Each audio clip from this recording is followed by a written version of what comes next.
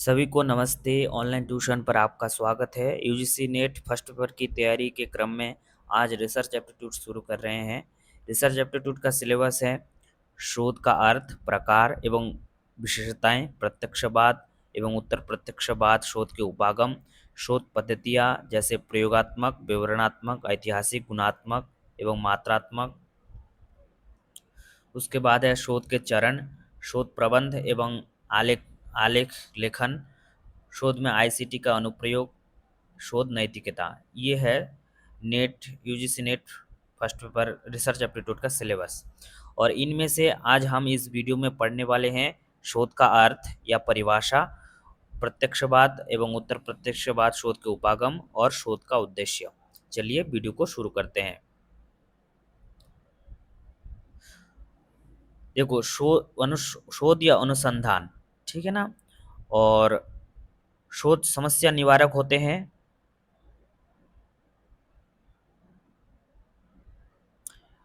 मूलतः जब भी हमें किसी समस्या का सामना करना पड़ता है या कुछ जिज्ञासा उत्पन्न हो, हम अनुसंधान करने के लिए प्रेरित होते हैं। ठीक है, एक तरह से समस्या निवारक होते हैं अनुसंधान। फिर आगे चलते हैं। आगे है शोध की परिभाषा। तो इसके अंतर्गत कुछ इंपॉर्टेंट बातें, जैसे अनुसंधान या शोध के पर्यायवाची शब्द है जैसे शोध, गवेषणा, ओज, अन्वेषण, मीमांसा, अनुशीलन, परिशीलन, आलोचना, रिसर्च। इन सभी नामों से अनुसंधान को कहा जाता है। और इसका इंग्लिश शब्द देख सकते हैं रिसर्च। इसका अर्थ है री और सर्च। री मतलब दोबारा, पुनः, और सर्च मतलब खोजना। दोबारा खोज या कुछ नया जानने संबंधी खोज को ही अनुसंधान कहते हैं। फिर आगे आप देख सकते हैं, अनुसंधान जांच की एक व्यवस्थित और विधिपूर्वक प्रक्रिया या विधिवत अन्वेषण या सिस्टेमेटिक इन्वेस्टिगेशन है। मतलब विधिवत प्रक्रिया के अनुसार अन्वेषण करना, विधिवत अन्वेषण करने को ही अनुसंधान कहते हैं। फिर आगे चलते हैं। आज आज की शताब्दी जो है 21वीं शताब्दी चल रही है। तो 21वीं शताब्दी के आरंभ को ज्ञान का विस्फोट कह सकते हैं। ज्ञान का विस्फोट, क्योंकि अपार ज्ञान है। और ज्ञान का अर्थ क्या है, जैसे सूचना है, चिंतन है, तर्क है ना। और वीडियो को अच्छा लगे तो आप वीडियो को लाइक कीजिएगा, साथ ही साथ दोस्तों को भी शेयर कीजिएगा और चैनल को भी सब्सक्राइब कीजिएगा। आपके द्वारा दिया गया एक लाइक मुझे और वीडियो बनाने के लिए प्रेरित करेगा, तो इसीलिए लाइक, शेयर एंड सब्सक्राइब। चलिए आगे चलते हैं। आगे सबसे पहले है तत्व मीमांसा, जिसको इंग्लिश में मेटाफिजिक्स कहते हैं। तो इंग्लिश को भी हम ध्यान रखेंगे, क्योंकि कभी कभार मेटाफिजिक्स से रिलेटेड कुछ बातें बताओ तो इस तरह से पूछ लेते हैं, तो इसीलिए हमेशा तत्व मीमांसा ही लिखा हो ऐसा जरूरी नहीं है। तत्व मीमांसा, तत्व से इसे यहाँ सत्य को माना गया है कि सत्य के स्वरूप की खोज को ही तत्व मीमांसा में हम ज्यादातर ध्यान देते हैं। फिर ज्ञान मीमांसा, जिसका इंग्लिश क्या है, एपिस्टेमोलॉजी। तो इसमें ज्ञान कैसे प्राप्त करें, मतलब ज्ञान के स्रोत क्या है, तो इन सब के बारे में इसमें वर्णन होता है। फिर ज्ञान प्राप्ति के मार्ग, कौन कौन से मार्ग है, तो दो मार्ग बताए गए हैं, तर्कवाद और अनुभववाद। तर्कवाद मतलब है कि जिसमें हम तर्क करके, हम पूछ पूछ करके कुछ ज्ञान लेते हैं, तो उसको तर्कवाद कहते हैं। और इसको निगमन से संबंधित ये बात है। तो निगमनात्मक जो प्रणाली है उससे संबंधित ये बात है, और उसके बारे में हम आगे भी पढ़ेंगे। फिर अनुभववाद क्या है, ये आगमनात्मक से संबंधित है। और अनुभववाद मतलब खुद से अनुभव करके जो सीखते हैं हम, ठीक है ना। आगे है अनुसंधान रूप निदर्शन या रिसर्च पैराडियम। ये दो प्रकार के हैं, प्राकृतिक विज्ञान और सामाजिक विज्ञान। देखो, प्राकृतिक विज्ञान में जितने भी विज्ञान के विषय है सारे आ जाते हैं, और सामाजिक विज्ञान में जितने भी आर्ट्स के विषय हैं, इतिहास, समाजशास्त्र, हिंदी, इंग्लिश, जितनी भी भाषा के सब सामाजिक विज्ञान के अंतर्गत आ जाते हैं। फिर है प्रत्यक्षवादी रूप निदर्शन या पॉजिटिविस्ट पैराडियम। इनके अनुसार शोध यथासंभव संरचित होना चाहिए।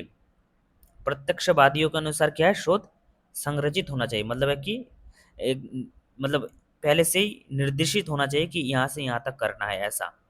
और अनुसंधान मात्रात्मक होना चाहिए।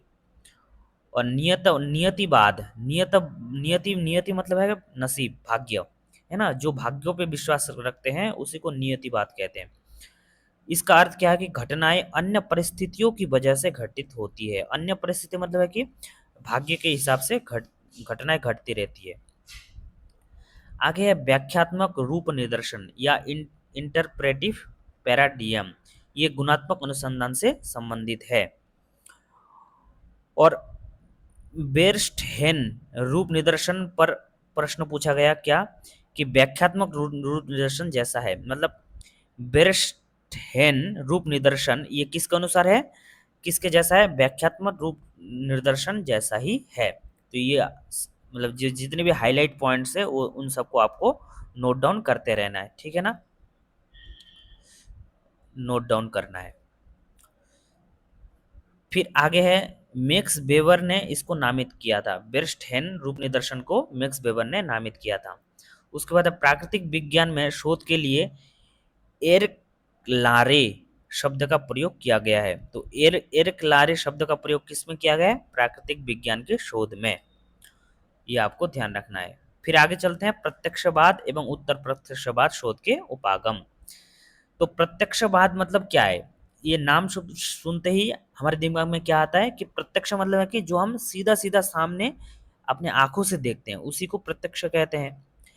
तो इसकी स्थापना 19वीं शताब्दी में फ्रांसीसी दार्शनिक अगस्त कोम्टे के द्वारा की गई थी, ठीक है ना, अगस्त कोम्टे द्वारा इसकी स्थापना की गई थी।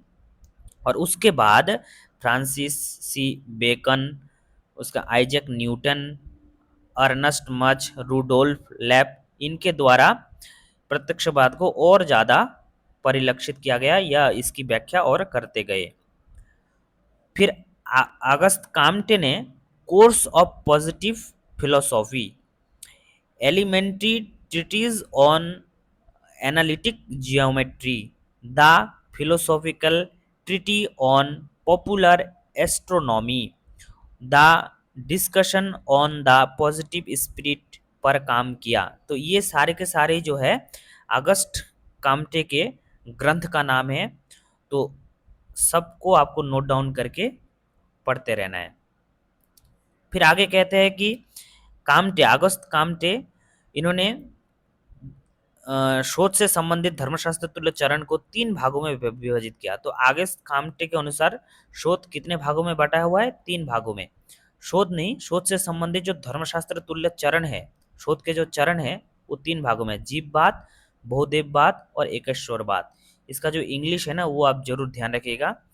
बहुदेववाद मतलब पॉलीथीज्म, एकेश्वरवाद मोनोथीज्म, ठीक है ना।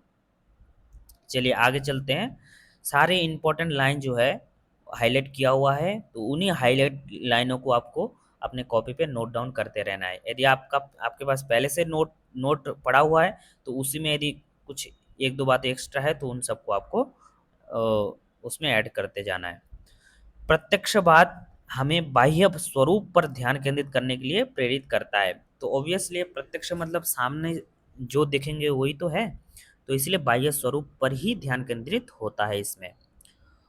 और ये साझा विश्व दृष्टिकोण है, इंद्रियों के माध्यम से ये होता है। प्रत्यक्षवाद जो है अवलोकन इंद्रियों के माध्यम से हम करते हैं। चलिए आगे चलते हैं। प्रत्यक्षवाद पर आधारित 5 मुख्य सिद्धांत कौन कौन से हैं? सबसे पहला है कि जांच के तर्क में कोई अंतर नहीं है विज्ञान में, व्याख्या करना और भविष्यवाणी करने का प्रयास करना, बिल्कुल सही। प्रेरक तर्क मुख्य दृष्टिकोण है, परिकल्पना को प्रक्रिया के दौरान परीक्षण किया जाता है। तो परिकल्पना को परीक्षण किया जाता है किस में, प्रत्यक्षवाद में या उत्तर प्रत्यक्षवाद में? तो ये इस तरह से आपको प्रश्न पूछे जा सकते हैं। तो आपको उत्तर देना है कि प्रत्यक्षवाद में ही परिकल्पना को परीक्षण किया जाता है। सामान्य ज्ञान जिसको विज्ञान से अलग रखा जाता है को शोध निष्कर्षों को पूर्वाग्रह की अनुमति नहीं दी जानी चाहिए। विज्ञान को मूल्य मुक्त माना जाता है, मूल्य मुक्त, वैल्यू फ्री। तो विज्ञान को मूल्य मुक्त मानते हैं कौन, प्रत्यक्षवाद। फिर है प्रत्यक्षवाद से संबंधित अन्य पहलू, ये तो 5 इंपॉर्टेंट है ही है। अन्य पहलू कौन से हैं जो इसके अंतर्गत आते हैं? सबसे पहले ऑन्टोलॉजी। ऑन्टोलॉजी मतलब है कि जो वास्तविक बाहरी स्वरूप है उसको ऑन्टोलॉजी कहते हैं। फिर है एपिस्टोमोलॉजी। एपिस्टोमोलॉजी मतलब ज्ञान, ज्ञान मीमांसा, ज्ञान प्राप्ति का ढंग क्या है, पद्धति क्या है, इसके बारे में वर्णन एपिस्टोलॉजी एपिस्टेमोलॉजी में करते हैं। फिर है एशियोलॉजी, इसमें नैतिकता और मूल्य प्रणाली आते हैं ये सारा। एक्सियोलॉजी, आपको पूछा जा सकता है बताइए मूल्य मुक्त शोध, या आपको बता सकते हैं कि मूल्य का अध्ययन हम किस किस में करते हैं, क्या एपिस्टेमोलॉजी में या एक्सियोलॉजी में या रिसर्च मैथोलॉजी में? तो आपको ध्यान उत्तर देना है कि एक्सियोलॉजी में मूल्य का अध्ययन हम करते हैं। फिर है कार्यप्रणाली या शोध पद्धति, रिसर्च मैथोडोलॉजी, ये भी उत्तर सॉरी प्रत्यक्षवाद के अंतर्गत आते हैं। प्रत्यक्षवाद विज्ञान के निम्न पहलुओं पर निर्भर करता है। तो विज्ञान के कौन कौन से पहलुओं पर निर्भर करता है? तो विज्ञान नियतात्मक है, विज्ञान यांत्रिकी है, विज्ञान विधियों का उपयोग करता है, विज्ञान अनुभववाद है, ठीक है ना, इन सब पर निर्भर करता है प्रत्यक्षवाद। फिर है प्रत्यक्षवाद की सीमाएं। तो प्रत्यक्षवाद तत्वमीमांसा की अस्वीकृति है, याद रखिएगा। तत्वमीमांसा को ये स्वीकार नहीं करता है प्रत्यक्षवाद, बाकी सारे मीमांसा को करते हैं, जैसे ज्ञान मीमांसा, उसके बाद द्रव्य मीमांसा, है ना। तो इस तरह से फिर है फिर हम पढ़ते हैं उत्तर प्रत्यक्षवाद या पोस्ट पॉजिटिविस्ट। देखो, उत्तर प्रत्यक्षवाद दृष्टिकोण बहुलवाद का समर्थन करते हैं। तो बहुलवाद का समर्थन कौन करता है? उत्तर प्रत्यक्षवाद। ध्यान रखिएगा, पहले प्रत्यक्षवाद 19वीं शताब्दी में आया, उसके बाद ठीक उससे संबंधित कुछ नए दृष्टिकोणों के साथ उत्तर प्रत्यक्षवाद का जन्म हुआ, एक तरह से विकसित हुआ, है ना। तो इसीलिए प्रत्यक्षवाद से संबंध जरूर रखते हैं उत्तर प्रत्यक्षवाद, और कुछ कुछ दृष्टिकोण जो अलग है उन्हीं को हमको पढ़ना है। सामाजिक विज्ञान में अधिकांश शोध दृष्टिकोण और अभ्यास आज उत्तर प्रत्यक्षवाद में ज़्यादा फिट हो रहे हैं। तो आज के अधिकांश शोध किस में ज़्यादा फिट हो रहे हैं? उत्तर प्रत्यक्षवाद में। और 21वीं सदी के शुरुआत में इस शोध का विकास हुआ था। फिर आगे कह रहा है कि बलपूर्वक निश्चितता से संभाव्य या पॉसिबिलिटी पर अधिक बल दिया गया। तो पॉसिबिलिटी या संभाव्यता पर अधिक बल दिया गया उत्तर प्रत्यक्षवाद में। फिर वास्तविकता को निश्चितता के साथ नहीं जाना जा सकता है। वास्तविकता को निश्चितता के साथ नहीं जाना जा सकता है। वास्तविकता मतलब है कि जो वास्तव में जो है, जो हमको दिख रहा है सामने कि सूरज है, चंद्रमा है, ये सब वास्तविक है। निश्चितता मतलब है कि निश्चित हम ये कह दे कि ये एकदम निश्चित है। निश्चित मतलब जैसे हम पानी हाथ से पीते हैं, तो हमको मतलब जब से जन्म लिया तब से हम देख रहे हैं पानी हाथ से पीते हैं, तो हम ऐसा कह दें कि ये निश्चित है कि पानी हाथ से ही पी सकते हैं, हम किसी दूसरे चीज से नहीं पी सकते। तो क्योंकि हम ऐसा वास्तव में देख रहे हैं। तो लेकिन ऐसा बिल्कुल नहीं है, इसीलिए बोला कि निश्चितता के साथ नहीं जाना जा सकता। मतलब है कि जो चीज़ हमको दिख रहा है अभी, वो ऐसा ही है, फ्यूचर में कभी बदलेगा नहीं, या फ्यूचर में कुछ दूसरा था नहीं, ऐसा बिल्कुल भी निश्चित नहीं है ना। चलिए आगे चलते हैं, अनुसंधान के महत्वपूर्ण उद्देश्य को जानते हैं। तो अनुसंधान का उद्देश्य क्या है? तो नई अंतर्दृष्टि का विकास। देखो, अनुसंधान या शोध के माध्यम से हम नई नई दृष्टिकोणों का विकास करते हैं। साथ ही साथ ज्ञान का संश्लेषण करते हैं, मतलब इकट्ठा करते हैं, सारे अलग अलग जगह पे जो बिखरे हुए ज्ञान के उसको एक जगह पे लाते हैं और उसको समाज को देते हैं।